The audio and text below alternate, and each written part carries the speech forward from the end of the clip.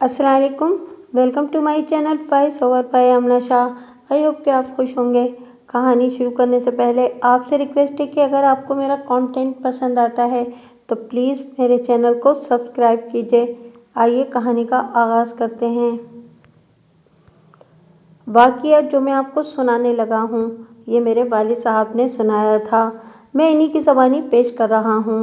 ये क़याम पाकिस्तान से पहले का है। ग़ालिबन 1944 का वाक़या है। उन दिनों दूसरी जंग अज़ीम ज़ोरों पर थी। मैं नौजवान था और अपने कस्बे से तकरीबन 30 मील दूर के एक बड़े शहर के कॉलेज में ज़ेर तालीम था। मैं तकरीबन हर हफ्ते बस में बैठकर अपने घर आ जाया करता था। वजह इसकी ये थी कि मेरे सारे दोस्त कस्बे में ही रहते थे। सिर्फ मैं था जो कॉलेज में पढ़ता था, बाकी सब मैट्रिक पास करके अपने कस्बे में ही कुछ न कुछ कर रहे थे। मेरे ज़्यादातर दोस्त गैर शादीशुदा थे, इसलिए हम सब जब मिलकर बैठते थे तो नौजवानों वाली खिलंडी और शरारती हरकतें किया करते थे। उन दिनों में एक और कबाहत भी थी जो उस वक्त कबाहत नहीं बल्कि नेमत लगती थी, और वो ये थी कि हिंदू और मुसलमान इकट्ठे रहते थे और हिंदुओं की नौजवान कंवारी शादीशुदा और बेवा लड़कियां मुसलमान नौजवानों के साथ दोस्ती कर लिया करती थीं। वजह इसकी ये थी कि उनके अपने मर्द पैसे जोड़ने वाले थे। वो नौजवान बीवियों के रूमानी जज्बात को कोई अहमियत नहीं देते थे। उनका काम ये था कि सारा सारा दिन दुकान पर बैठे रहते और रात को घर आकर भी पैसे का हिसाब ही करते रहते थे, और वो अजीब भद्दे और मिजाज के सड़ियल होते थे। इस वजह से उनकी लड़कियां मुसलमान नौजवानों के साथ दोस्तियां लगा लेती थीं। हिंदुओं में एक और कबाहत ये भी थी कि उनकी नौजवान लड़की शादी के चाहे अगले रोज ही बेवा क्यों ना हो जाए, वो उसकी दोबारा शादी नहीं करते थे, ना ही उसे खुशी के किसी मौके पर शरीक होने की इजाज़त देते थे। ये लड़कियां भी मुसलमान नौजवानों के साथ दोस्ती लगाने में पेश पेश होती थीं। मुझे अपने और अपने दोस्तों के बारे में ऐसा कोई दावा नहीं कि हम शरीफ लोग थे। हम हंसने खेलने और ज़िंदगी से लुत्फ लेने वाले लोग थे, और कभी कभी गुमराह भी हो जाया करते थे, क्योंकि हिंदू औरतें हमारी अखलाकी तख्सीबकारी करती रहती थीं। ये भी एक वजह है कि मैं कॉलेज से छुट्टियां होते ही घर भाग आया करता था। मेरे वालिद साहब का आड़त का कारोबार था। इसके अलावा देहाती इलाके में हमारा ज़रई रकबा भी था। आड़त के कारोबार पर हिंदू छाए हुए थे, लेकिन वालिद साहब के असर व रसूख की वजह से हमारा कारोबार भी चल रहा था, और हमारी ज़मींदारी ने भी हमें खुशहाल लोगों की सफ़ में रखा हुआ था। वालिद साहब को खुदा जन्नत नसीब करे। उनमें एक सबसे बड़ी खूबी ये थी कि मुझे पैसे देकर वो भूल जाते थे, और उन्होंने कभी भी नहीं पूछा था कि मैंने वो पैसे कहाँ खर्च किए हैं। उन दिनों जंग अज़ीम ज़ोरों पर थी। हमारे इलाके से कई जवान फौज में थे। हमारे कस्बे का एक जवान, जिसका फर्जी नाम अजीम समझ लें, वो भी फौज में था और बर्मा के महाज पर लड़ रहा था। मुझे अच्छी तरह याद नहीं कि वो कहाँ था, सिर्फ इतना ही सुनते थे कि बर्मा के फ्रंट पर है। उन दिनों हज़ारों की ही तादाद से मर रहे थे, और अंग्रेज़ों ने अपनी नफरी पूरी करने के लिए भर्ती का स्टैंडर्ड भी गिरा दिया था। वो कद-बुद के मामले में भी अब परवाह नहीं करते थे। इन्हें महाज़ जंग पर मरवाने के लिए जवानों की ज़रूरत थी, और वो ये ज़रूरत धड़ाधड़ पूरी किए जा रहे थे। अजीम जब बर्मा फ्रंट पर गया तो उस वक्त उसकी नई नई शादी हुई थी। उस वक्त हम लोग मैट्रिक में पढ़ते थे। अजीम खूबसूरत जवान था। उसकी बीवी को भी हमने देखा हुआ था। वो खासी पुरकशिश लड़की थी, और अजीम ने उसे बड़ी मुश्किलों से हासिल किया था। लड़की का फर्जी नाम अनवरी रख लें, असली नाम भी इससे मिलता जुलता ही था। 2.5 साल तक अजीम के खत आते रहे, और एक दिन अजीम के वालिद को सरकारी तौर पर इत्तला मिली कि अजीम लापता हो गया है। ये खबर सुन के उनके घर में सफ़े मातम बिछ गई। लापता होने का मतलब ये था कि वो न जिंदों में है न मुर्दों में। ये बात उसके घर वालों के लिए बड़ी रूह फरसा थी। अगर उसकी मौत की खबर आ जाती तो उसके माँ बाप रो पीट कर खामोश हो जाते, लेकिन लापता होने का मतलब ये था कि उन्होंने सारी उम्र रोना था। अगर वो ज़िंदगी में कभी वापस आ जाता तो ये मौजिज़ा होता। जंग में लापता होने का मतलब ये था कि वो जंगी कैदी हो गया है या मारा गया है, और उसकी लाश नहीं मिली, और उसके किसी साथी ने ये गवाही भी नहीं दी कि वो मारा गया है। अनवरी का बाप उसे अपने घर ले आया। वो अब एक ऐसी बेवा थी जो बेवा कहला भी नहीं सकती थी। उसके माँ बाप को यकीन था कि उनका दामाद मारा गया है और वो वापस कभी नहीं आएगा। اس لیے وہ اسے اپنے گھر لے آئے۔ ان کے لیے صدمہ دوہرا تھا۔ ایک تو عظیم لاپتہ ہو گیا تھا اور دوسرا صدمہ یہ تھا کہ انوری کے لیے دنیا تاریک ہو گئی تھی۔ وہ اس کی دوسری شادی بھی نہیں کر سکتے تھے۔ اب انہوں نے اپنی جوان بیٹی کو، جس کی عمر مشکل سے 21 سال ہوگی، ساری زندگی کے لیے اپنے دروازے پر بٹھائے رکھنا تھا۔ میں آپ کو پہلے بتا چکا ہوں کہ انوری ایک پرکشش لڑکی تھی، اور اس جیسی لڑکی اگر ماں باپ کے گھر بیٹھی ہو تو ماں باپ کا سکون اور چین ختم ہو جاتا ہے۔ دوسری بات یہ تھی کہ انوری کا کوئی بھائی بھی نہیں تھا۔ وہ 2 بڑی بہنیں تھیں جو شادی شدہ تھیں۔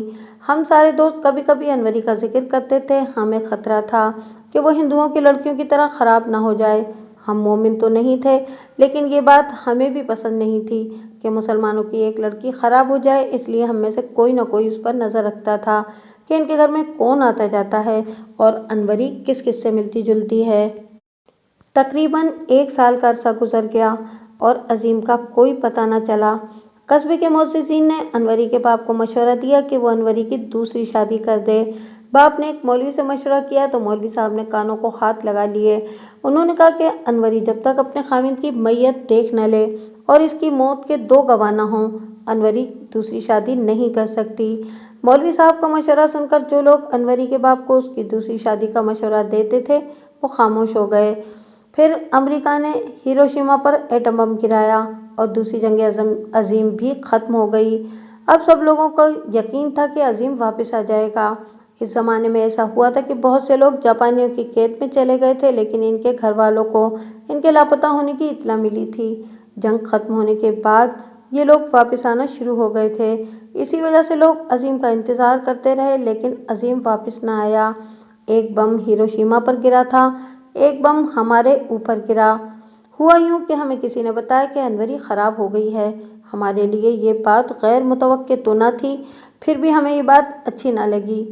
تھوڑی سی دیر کے لیے افسوس سا ہوا، پھر ہم نے یہ بات ہنسی میں اڑا دی۔ سچی بات یہ کہ اس نے خراب ہونا ہی تھا۔ اس کے خاوند کے آنے کی کوئی امید نہیں تھی اور اپنے مذہبی پیشواؤں نے اس کی دوسری شادی پر پابندی عائد کر دی تھی۔ وہ بیچاری کیا کرتی؟ اب ہم نے یہ دیکھنا تھا کہ وہ کس کے ساتھ خراب ہوئی ہے۔ ہم نے اس کی جاسوسی کرنا شروع کر دی۔ میں نے اپنے ساتھیوں سے چوری چھپے ایک اور کام بھی کیا۔ اب میں عمر کے اس حصے میں ہوں کہ گناہوں کا اعتراف کر کے روح کا بوجھ ہلکا کرنا چاہتا ہوں، اور نوجوان نسل کو نصیحت بھی کرنا چاہتا ہوں کہ گناہ انسان کو اندر ہی اندر سے دیمک کی طرح کھاتے رہتے ہیں اور روح کو زخمی اور بوجھل کر دیتے ہیں۔ گناہ کا احساس انسان کے ضمیر کو تازیانے لگاتا رہتا ہے اور انسان خود اعتمادی اور یقین کی دولت سے محروم ہو جاتا ہے۔ میں نے گناہ یہ کیا کہ انوری کو اپنے جال میں پھانسنے کی کوشش کرنے لگا۔ لڑکی آخر خوبصورت تھی اور میرے اوپر شیطان کا غلبہ بھی رہتا تھا۔ میں نے یہ بھی سوچا کہ جس لڑکی کا خاوند لاپتہ ہو جائے اور جس کی دوسری شادی کا امکان نہ ہو اور پھر جسے ورغلانے والے بھی بے شمار ہوں، اس کے خراب ہونے میں 1 منٹ کی بھی دیر نہیں لگتی۔ پھر اس کے متعلق لوگوں نے مشہور بھی کر دیا تھا کہ اس کا کردار ناپاک ہو گیا ہے۔ میرا خیال تھا کہ وہ آسانی سے میرا جال میں آ جائے گی، لیکن آپ یقین کریں کہ میرا ہر حربہ ناکام ہو گیا۔ مجھے یقین ہو گیا کہ یا تو لڑکی کو خواہ بدنام کر دیا گیا ہے یا پھر کسی ایسے آدمی کے چکر میں آ گئی ہے جس نے اسے شادی کا دھوکہ دے رکھا ہے۔ میں نے اپنے دوستوں کو قائل کر لیا کہ انوری پاک و صاف ہے۔ ان دنوں کے حالات آج کل سے بہت مختلف تھے۔ اس زمانے میں ہندو مسلمان اکٹھے رہتے تھے، اس لیے مسلمان دوسرے مسلمان بھائی کے فائدے نقصان کے بارے میں اکثر فکر مند رہا کرتے تھے۔ ہمارے قصبے میں ایک سول اسپتال تھا۔ اس اسپتال کا ایک ڈسپنسر کسی اور علاقے کا رہنے والا تھا۔ وہ بڑا ملنسار اور ہنسمکھ آدمی تھا۔ اس کی باتوں سے دانائی کی بو آتی تھی۔ وہ سرکاری ملازم تھا اور لوگوں کو اس سے کام بھی پڑتا رہتا تھا، اس لیے سب لوگ اس کی عزت کرتے تھے اور جب کبھی وہ بازار میں نکلتا تھا تو اسے سر آنکھوں پر بٹھاتے تھے۔ اس کی عمر 40 سال کے قریب تھی۔ اس کا نام تو کچھ اور ہی تھا، لیکن اسے ہم لڑکے شیخ چاچا کہہ کر پکارتے تھے۔ وہ ہمارے قصبے میں اکیلا رہتا تھا۔ شیخ چاچا مسلمانوں کی بڑی مدد کرتا رہتا تھا۔ مسلمانوں میں لڑائی جھگڑا تو ہوتا ہی رہتا تھا اور نوبت اسپتال اور تھانے تک پہنچتی تھی۔ اگر مسلمانوں کا جھگڑا کسی ہندو یا سکھ سے ہو جاتا اور زخمی اسپتال پہنچتا تو وہ درپردہ مسلمانوں کی ہی حمایت کرتا تھا۔ اسے جب پتہ چلا کہ انوری کا لاپتہ خامند ابھی تک نہیں لوٹا تو اس نے مسلمان معززین سے بات کی کہ لڑکی جوان ہے، اس کی دوسری شادی کر دینی چاہیے۔ معززین نے کانوں کو ہاتھ لگایا کہ وہ اس معاملے میں نہیں پڑیں گے کیونکہ مولوی نے اسے مذہب کا مسئلہ بنا دیا ہے۔ وہ انوری کے باپ سے بھی ملا۔ انوری کا باپ اس کے آگے رو پڑا۔ شیخ بھائی، اس نے کہا، اس بات پر میں شہر بھر کے سامنے ذلیل ہو چکا ہوں۔ آپ فکر نہ کریں، شیخ نے کہا، میں اس کا کوئی نہ کوئی حل نکال لوں گا۔ فکر کیسے نہ کروں؟ انوری کے باپ نے کہا، مولوی صاحب نے تو بڑے واضح الفاظ میں فتویٰ دے دیا ہے کہ اس لڑکی کی شادی نہیں ہو سکتی۔ اس پر شیخ چاچا کو بڑا طیش آیا اور وہ میرے والد صاحب کے پاس آ گیا۔ میں اس وقت والد صاحب کے پاس ہی بیٹھا ہوا تھا۔ ملک صاحب، اس نے والد صاحب سے کہا، آپ مولوی صاحب کو سمجھانے کی کوشش کریں۔ مسلمانوں کی عزت کا سوال ہے۔ انوری کی شادی نہ ہوئی تو یا تو وہ خراب ہو جائے گی اور اگر خراب نہ ہوئی تو بدنام تو ضرور ہوگی۔ ہندوؤں اور سکھوں کے سامنے ہماری بہت بے عزتی ہوگی۔ شیخ صاحب، والد صاحب نے کہا، یہ مذہب کا معاملہ ہے اور مذہب کو مولوی صاحب مجھ سے اور آپ سے بہتر سمجھتے ہیں۔ یہ انوری کے باپ کا کام ہے کہ وہ اگر اس مولوی کے فتوے سے مطمئن نہیں تو کسی اچھے دینی مدرسے سے فتویٰ لے آئیں۔ یہاں کے مولوی صاحب نے اگر فتویٰ دے دیا ہے کہ انوری کی شادی نہیں ہو سکتی تو پھر ان سے بات کرنے کا کوئی فائدہ نہیں۔ وہ اپنی بات پر قائم رہیں گے۔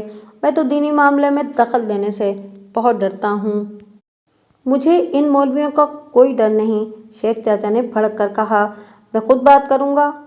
پھر بات کر دیکھو، والد صاحب نے ہنستے ہوئے کہا۔ وہ ایک فتویٰ اور بھی دے چکے ہیں۔ انہوں نے کہا ہے کہ جو شخص اس شادی کے لیے زور لگائے گا وہ گناہ گار ہوگا اور اس کا اپنا نکاح ٹوٹ جائے گا۔ پھر تو میں ضرور بات کروں گا۔ شیخ چاچا نے کہا، مجھے تو کوئی خطرہ نہیں، میرا تو نکاح اس وقت ٹوٹ گیا تھا جب میری بیوی فوت ہو گئی تھی۔ والد صاحب نے اس معاملے میں مداخلت کرنے سے صاف انکار کر دیا تھا، لیکن مجھے شیخ چاچا کی باتیں بہت پسند آئیں۔ میں نے اپنے دوستوں سے بھی بات کی تو انہوں نے بھی یہی کہا کہ شیخ ٹھیک کہتا ہے۔ ہم لوگ شیخ چاچا سے ملے اور اسے کہا کہ ہم اس کے ساتھ ہیں۔ چاچا، میرے ایک دوست نے کہا، تم لڑکی کے باپ سے بات کرو، ہم مولوی سے نمٹ لیں گے۔ یہ اتنا آسان کام نہیں ہے، شیخ چاچا نے کہا۔ اگر مولوی نے کہہ دیا کہ لڑکی کا دوسرا نکاح جائز نہیں تو پھر تم لاکھ کوشش کرو، دیکھو لڑکی کی شادی نہیں ہوگی۔ ہوگی کیوں نہیں؟ میں نے کہا، میں لاہور سے فتویٰ لے آؤں گا۔ مجھے پتا ہے کہ لڑکی کا خامند لاپتہ ہو جائے تو دوسری شادی ہو سکتی ہے۔ اوئے بھولے بادشاہو، شیخ چاچا نے کہا، یہاں اس مولوی کا فتویٰ چلتا ہے، تم چاہے دیوبند سے فتویٰ لے آؤ، فائدہ تو جب ہوگا نا جب کوئی اس لڑکی کے ساتھ شادی کرنے کے لیے تیار بھی ہوگا۔ میری بات لکھ لو، اس لڑکی کے ساتھ شادی کرنے کے لیے کوئی بھی تیار نہیں ہوگا۔ ہم لوگ خاموش ہو گئے۔ چاچا ٹھیک کہتا تھا۔ اس قصبے کے لوگ مولوی صاحب کو خدا کے بعد کا درجہ دیتے تھے۔ مولوی کا فتویٰ اگر غلط تھا بھی تو اس لڑکی کے ساتھ شادی کرنے کے لیے کوئی بھی آگے نہ بڑھتا۔ مولوی کا اتنا کہنا ہی کافی تھا کہ یہ شادی نہیں بدکاری ہے، پھر لوگ ایسے شخص کا اور اس کے خاندان کا حقہ پانی ہی بند کر دیتے۔ شیخ چاچا، میرے ایک دوست نے سوچ سوچ کر سوال کیا، تم مولوی کے فتوے کو صحیح سمجھتے ہو؟ بالکل نہیں، اس نے جواب دیا، مولوی کا فتویٰ غلط ہے۔ پھر تم خود انوری سے نکاح کیوں نہیں کر لیتے؟ یہ بات سن کر شیخ چاچا بالکل چپ ہو گیا۔ ہم سمجھے کہ یہ بات اس کو بری لگی ہے۔ وہ بیچارہ تو جو کچھ بھی کر رہا تھا نیک نیتی سے کر رہا تھا۔ اس کو کیا ضرورت تھی کہ ایک دوسرے شہر سے آ کر ہمارے قصبے میں ہمارے مسئلے میں پڑتا؟ یہاں تو اسپتال میں وہ نوکری کر رہا تھا۔ یہ تو ہمارا کام تھا کہ ایک نوجوان لڑکی کے مستقبل کا صحیح فیصلہ کرتے۔ چاچا، یہ بری بات تو نہیں؟ میں نے کہا، آخر اس میں حرج ہی کیا ہے؟ کوئی حرج نہیں، چاچا نے ٹھنڈی آہ بھر کر کہا، مجھے انوری کے ساتھ شادی کرنے میں کوئی اعتراض نہیں، لیکن وہ مجھے قبول نہیں کرے گی۔ کیوں نہیں کرے گی؟ ہماری زبان سے بے ساختہ نکلا، آخر تم میں کیا کمی ہے؟ سرکاری ملازم ہو، عزت کی کھاتے ہو اور پھر چھڑے ہو۔ وہ تو ٹھیک ہے، شیخ چاچا نے کہا، لیکن یہ تو سوچو کہ لڑکی کی عمر مجھ سے کتنی کم ہے۔ اس کی فکر نہ کرو، میرے ایک دوست نے کہا، ہم لڑکی کے باپ سے بات کر لیں گے۔ ہمیں انوری کے باپ سے بات کرنے کی ضرورت نہیں تھی، ہم لڑکے تھے۔ اس موضوع پر ہم مولوی سے تو الجھ سکتے تھے لیکن انوری کے باپ سے بات نہیں کر سکتے تھے۔ شیخ چاچا سے تو ہم مذاق کر رہے تھے، وہ تو انوری کے باپ کا بڑا گہرا دوست بن گیا تھا۔ دونوں عام طور پر اکٹھا رہتے تھے۔ کئی بار انوری کے باپ کے نوکر کو ہم نے دیکھا ٹرے میں کھانا رکھ کے شیخ چاچا کے گھر جا رہا ہوتا تھا۔ شیخ چاچا کا کہنا بھی ٹھیک تھا، وہ انوری کے باپ کی عمر کا تھا۔ शेख चाचा, हमें से किसी ने कहा, अगर तुम नहीं मानते तो तुम्हारा कोई बेटा या भतीजा जवान होगा, अगर वो भी नहीं तो फिर हम में से किसी को हुक्म करो। ना ना ना, शेख ने संजीदा होते हुए कहा, ऐसी बात मुंह से मत निकालो। तुम सब कंवारे लड़के हो, तुम्हारे लिए कंवारी लड़कियों का ही रिश्ता होना चाहिए। हमने जोरदार कहका लगाया। चाचा खामखा संजीदा हो गया था। इसके बाद बात मजाक में टल गई और आई गई हो गई। फिर देखते ही देखते इनकलाब आ गया। लेके रहेंगे पाकिस्तान के नारे हमारे कस्बे में भी पहुंच गए। फिर हमें पता चला कि अंग्रेजों ने पंजाब की वजारत टवाना के हवाले कर दी है। लाहौर में कॉलेज के नौजवान लड़के और लड़कियां सड़कों पर निकल आए। मैं और मेरे 3 दोस्त भी अपने कस्बे से निकलकर लाहौर पहुंच गए। यहाँ का मंजर ईमान अफरोज था। कॉलेज की लड़कियां जुलूस निकालती थीं और लड़के इनको अपने हिसाब में रखते थे। मैं भी इन नौजवानों में शामिल था।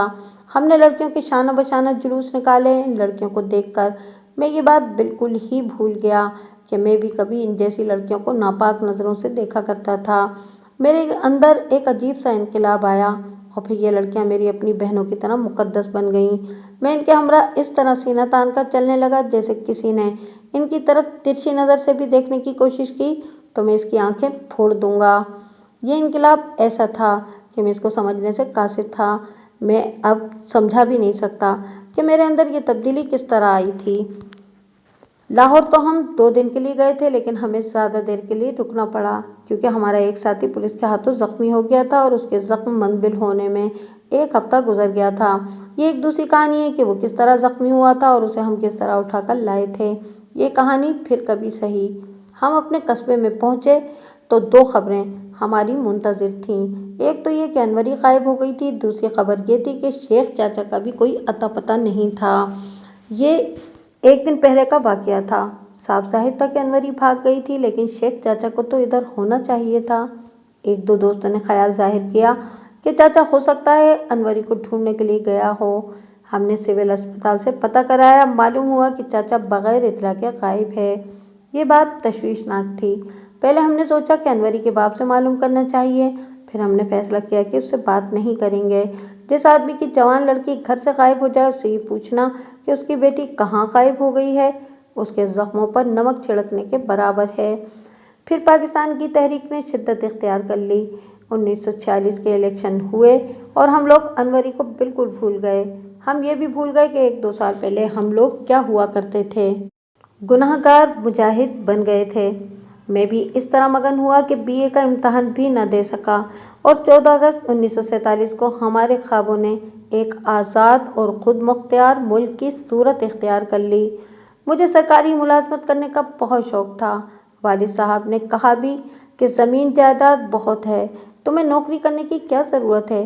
लेकिन मैं न माना क्योंकि उस वक्त सरकारी मुलाजमत इज्जत और वक़ार की अलामत समझी जाती थी। कराची दारुल हुकूमत बन रहा था।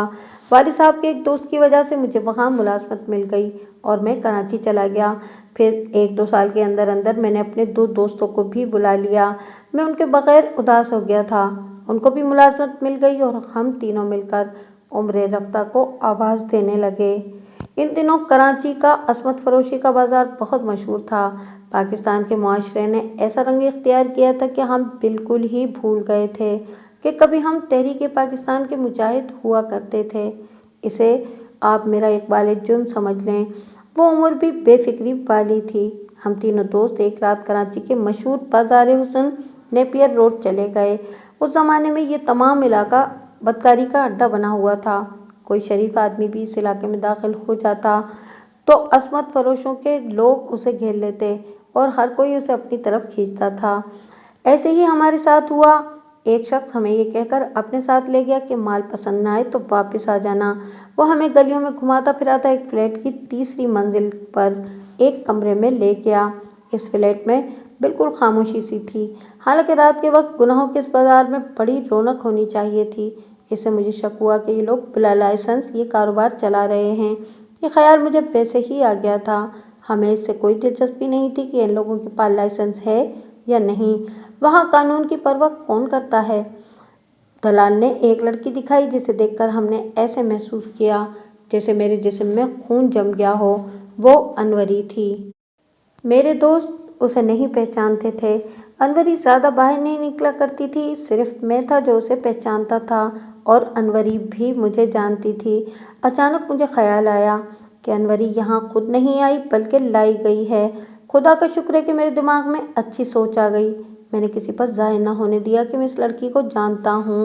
میں نے اس شخص کے ساتھ سودا طے کر لیا اور انوری کے ساتھ کمرے میں چلا گیا۔ انوری کے آنسو بہنے لگے۔ میں اسے 3.5 سال بعد دیکھ رہا تھا۔ وہ مجھے کیوں نہ پہچانتی؟ کسی وقت میں نے اسے پھسلانے کی بہت کوشش کی تھی اور منہ کی کھائی تھی، اور میں مان گیا تھا کہ انوری کے خلاف لوگوں نے جو پروپیگنڈا کر رکھا ہے وہ بالکل غلط ہے۔ کم سے کم میں انوری پر بد چلنے کا الزام عائد نہیں کر سکتا تھا، مگر اسی انوری کو اب اس بازار میں دیکھ کر میں شدید حیران تھا۔ جنگ عظیم کے دوران جب یہ اطلاع آئی تھی کہ انوری کا خاوند محاذ پر لاپتہ ہو گیا ہے تو انوری بہت مغموم ہوئی تھی، لیکن اس کے چہرے پر بیویوں والی معصومیت اور شرافت قائم رہی تھی۔ اب اتنی مدت بعد چہرے کا میک اپ اتنا گہرا تھا کہ یہ پتہ ہی نہیں چلتا تھا کہ اس کے چہرے پر کیا تاثر ہے۔ یہاں تک کیسے پہنچی ہو؟ میں نے پوچھا۔ تم گھر سے غائب ہو گئی تھی؟ اس نے بتایا کہ شادی شدہ ہو کر وہ تنہائی کی زندگی گزار رہی تھی۔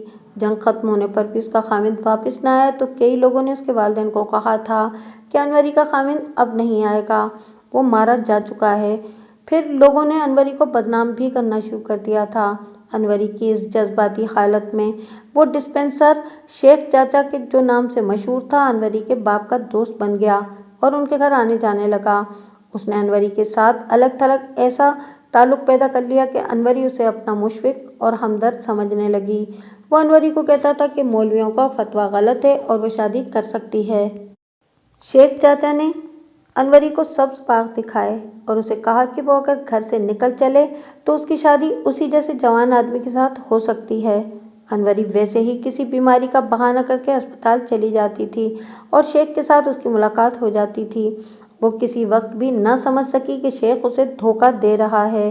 انوری پر یہ خوف سوار تھا کہ وہ ساری عمر ماں باپ کے گھر بیٹھی رہے گی اور اگر کوئی اس کے ساتھ شادی کرنے پر آمادہ ہوا بھی تو نکاح پڑھانے والا کوئی نہیں ملے گا۔ یہ جذبات اور یہ خدشے انوری کی بہت بڑی کمزوری بن گئے اور وہ شیخ چاچا کی مریدنی بن گئی۔ آخر شیخ چاچا اسے لے اڑا، اسے کراچی لے گیا۔ اس وقت تک شیخ چاچا انوری کے ساتھ بڑا ہی شریف اور مخلص آدمی بنا رہا۔ انوری کے ساتھ اس نے کوئی بدتمیزی نہ کی اور اپنی بد نیتی کا اظہار بھی نہ ہونے دیا۔ 5-6 مہینوں بعد شیخ چاچا نے انوری سے کہا کہ جو آدمی انوری کے ساتھ شادی کرنا چاہتا تھا وہ اپنے وعدے سے پھر گیا ہے۔ اس کے بعد شیخ چاچا نے انوری سے کہا کہ اب وہی ہے جو اس کے ساتھ شادی کر سکتا ہے۔ انوری نے فوراً قبول کر لیا۔ وہ شیخ چاچا سے بہت متاثر تھی۔ شیخ چاچا نے انوری کے ساتھ باقاعدہ نکاح پڑھوا لیا۔ چند مہینے گزرے تو شیخ چاچا نے اپنے خط دکھانے شروع کر دیے۔ انوری کو پہلی بار پتہ چلا کہ شیخ چاچا اصل میں کیا ہے۔ وہ دوستوں کو گھر لا کر انوری کے ساتھ بے تکلف کرنے لگا۔ پھر اس نے انوری کو موقع دیا بلکہ اس کی حوصلہ افزائی کی کہ وہ اس کے دوستوں کے ساتھ بے تکلف اور بے حیا ہو جائے۔ آہستہ آہستہ انوری شیخ چاچا کے سانچے میں ڈھلتی گئی۔ شیخ چاچا نے 3-4 مکان بدلے، آخر اسے بدکاری کے اس اڈے پر لے آیا۔ انوری کو وہاں 2 سال ہو گئے تھے۔ اسے یہ پیشہ پسند نہیں تھا لیکن وہ مجبور تھی۔ اس نے اس پنجرے میں سے نکلنے کے لیے بہت ہاتھ پیر مارے تھے لیکن اسے سزا دی گئی تھی جسے وہ ساری عمر نہیں بھول سکتی تھی۔ شیخ چاچا اور اس کے ساتھیوں نے انوری سے کہا تھا کہ جاؤ، چلی جاؤ۔ انہوں نے یہ کہہ کر یہ پوچھا تھا کہ جاؤ گی کہاں؟ اب تو تمہیں اپنے ماں باپ کے گھر میں بھی پناہ نہیں ملے گی۔ انوری جھاگ کی طرح بیٹھ گئی تھی۔ شیخ چاچا یہیں رہتا ہے؟ میں نے انوری سے پوچھا۔ نہیں، انوری نے جواب دیا، وہ 3-4 روز آتا ہے، یہاں بھی وہ کسی اسپتال میں ملازم ہے۔ کمرے کے دروازے پر دستک ہوئی اور مجھے اس شخص نے باہر نکلنے کو کہا۔ انوری، میں نے اٹھتے ہوئے کہا، میں تمہیں یہاں سے نکالوں گا۔ اب نکال کر کہاں لے جاؤ گے؟ انوری نے کہا۔ میں کچھ کہنے ہی لگا تھا کہ دروازہ کھلا اور وہ شخص کمرے میں آ گیا۔ میں اسے اپنے پیسے دے چکا تھا۔ اسے اس بات کی خوشی تھی کہ 2 مزید باہر بیٹھے ہوئے ہیں، لیکن میں دونوں دوستوں کو لے کر باہر نکل آیا۔ میں نے انہیں ساری بات بتائی۔ وہ خود بھی شیخ چاچا کو، انوری کے باپ اور انوری کے مسئلے کو اچھی طرح جانتے تھے۔ وہ دونوں شیخ چاچا کو گالیاں دینے لگے۔ ان میں سے ایک نے کہا کہ پولیس کا ایک اسسٹنٹ سب انسپکٹر اس کا گہرا دوست ہے اور وہ اسے یہاں کہہ کر چھاپا پڑوائے گا اور اس شخص کو گرفتار کروا لے گا جو شیخ چاچا کہلاتا ہے۔ मैं भी यही चाहता था कि अनवरी को इस गंदी जिंदगी से निजात दिलाई जाए और शेख को पकड़वा दिया जाए। फिर मेरी जज्बाती कैफियत यह हो गई थी कि बदकारी का ख्याल ही जहन से निकल गया था और मैं यूं महसूस करने लगा जैसे अनवरी के साथ मेरे खून का और रूह का रिश्ता है और मैं उसकी बेइज्जती बर्दाश्त नहीं कर सकता। अगले रोज हम तीनों दफ्तर बंद होने के बाद सब इंस्पेक्टर के थाने में गए और उसे सारी बात सुनाई। उसने पहले तो टाल मटोल की, फिर वो अपने दोस्त के जोर देने पर इस बात पर राजी हो गया कि वो इस इलाके के थानेदार को कहकर छापा पड़वाएगा। यह असिस्टेंट सब इंस्पेक्टर खुद किसी दूसरे इलाके में छापा नहीं मार सकता था। उसने हमें अगले रोज आने को कहा। दूसरे रोज हम उसके बताए हुए वक्त के मुताबिक उसके थाने में गए। वो हमारे साथ चल पड़ा। हमने टैक्सी ली और नेपियर रोड के थाने में पहुंच गए। इस थाने का इंचार्ज सब इंस्पेक्टर इस असिस्टेंट सब इंस्पेक्टर का दोस्त मालूम होता था। असिस्टेंट सब इंस्पेक्टर ने उसे बताया कि हम क्यों आए हैं। सब इंस्पेक्टर ने हमसे पूछा कि वो फ्लैट कौन सा है। हमने उसे बड़ी अच्छी तरह समझा दिया। अच्छा अच्छा, सब इंस्पेक्टर ने कहा, ये कोई होशियार लोग मालूम होते हैं जिनका मुझे अभी तक पता नहीं चला। मैं आज ही देखूंगा। देखना क्या है भाई, असिस्टेंट सब इंस्पेक्टर ने कहा, आज रात ही छापा मार दो। मुझे यकीन है कि वो बिला लाइसेंस चल रहे हैं। गिरफ्तार करके अंदर कर दो और उस औरत को मेरे इन दोस्तों के हवाले कर दो। क्यों मेरा पेट काटते हो यार, सब इंस्पेक्टर ने हंसते हुए कहा। ये तो तुमने मुझ पर कर्म किया है कि एक और आसामी दिखा दी है। मुझे 4 पैसों का फायदा हो जाएगा। असिस्टेंट सब इंस्पेक्टर ने उसे मनवाने की कोशिश की, लेकिन सब इंस्पेक्टर हंसता ही रहा। उसने हमारी खातिर तवाज़ो भी की और बड़ी इज्जत से हम सबको रुखसत कर दिया। बाहर आकर असिस्टेंट सब इंस्पेक्टर ने हमें बताया कि इस इलाके में ज़्यादातर असमत फरोशी बिला लाइसेंस हो रही है और इन्हें पकड़ने वालों को अपने 4 पैसों के साथ दिलचस्पी है। ये बात यहीं ख़त्म हो गई। हम यही कर सकते थे, लेकिन जिनसे ये काम रुकवाना था, इन्हें 4 पैसों का फ़ायदा अजीज था। हम एक मुजरिम की निशानदेही करके एक सब इंस्पेक्टर की माहवार आमदनी में इजाफा कराए थे। हम ऐसे हीरो नहीं थे कि खुद वहाँ हल्ला बोलते, शेख और उसके साथी को कत्ल करके अनवरी को उठाकर ले आते और उसे उसके घर पहुंचा देते। मुझे याद आया कि अनवरी ने कहा था कि अब निकाल कर कहाँ ले जाओगे। इससे मैंने ये तासुर लिया कि अनवरी अब उसी दुनिया को कबूल कर चुकी थी जहाँ उसे धोखे से पहुंचा दिया गया था। मालूम नहीं कितनी अनवरियाँ कैसे कैसे हसीन धोखों में वहाँ पहुंचा दी गई थीं और पहुंचाई जा रही हैं, और वह इसी गुलशन की मुरझाई हुई कलियां बनकर रह जाती हैं। मुझ पर इस वाक़ये का असर यह हुआ कि मेरे जहन से बदी और बदकारी बिल्कुल ही निकल गई और मेरी बाकी उम्र ऐसी साफ सुथरी गुजरी कि जहन में गुनाह का कभी ख्याल भी ना आया। मैं किसी गुनाहगार को पकड़ नहीं सकता और मैं गुनाहों के किसी अड्डे को बंद भी नहीं कर सकता, पर मैं इतना ही कर सकता था कि अपने आप को गुनाहों से पाक कर लूँ। 35 वर्ष से कुछ ज़्यादा अरसा गुजर गया है। मैंने जो तौबा की थी वो बुढ़ापे की इस उम्र में भी कायम है। अलबत्ता सोचने वाली बात यह है कि अगर हम मौलवी साहिबान को इस वक्त बता देते कि लापता शख्स की बीवी अपने जज्बात और उस्तादों की फरेबकारियों से कहाँ जा पहुंची है, तो मौलवी साहिबान ये फतवा देते कि उससे संसार कर दो।